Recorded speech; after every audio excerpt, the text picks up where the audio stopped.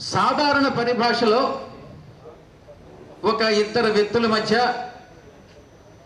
సంభాషించుకుంటున్నప్పుడు master plan అంటే దాన్ని ఒక వ్యతిరేక భావంలో తీసుకోవడం జరుగుతుంది.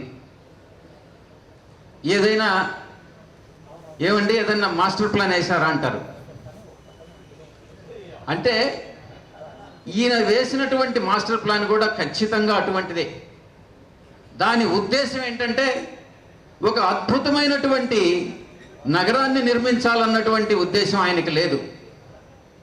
మీ అందరికీ తెలుసు ఈయన బినామీ బాబు అని.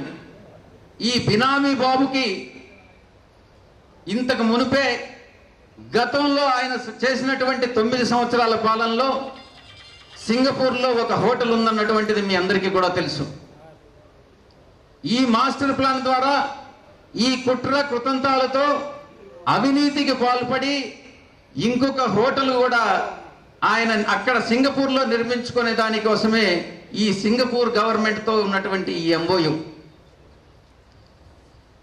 ఈ కుట్రలు కుతంత్రాలు అన్నిటినీ భగ్నం చేయాలి.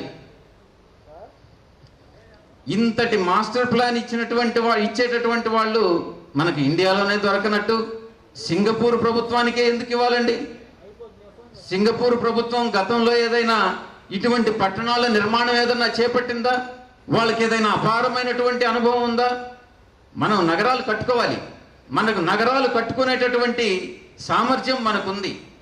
దేశీయంగా ఉన్నటువంటి మన సామర్థ్యాన్ని వినియోగించుకోవాలి. కానీ ఎక్కడో సింగపూర్ నుంచి ఎందుకు తీసుకొస్తున్నారు, దీనిలో ఉద్దేశం ఏంటన్నటువంటిది మీరందరూ కూడా ఈ సందర్భంగా అర్థం చేసుకోవాలన్నటువంటిదే నా మనవి.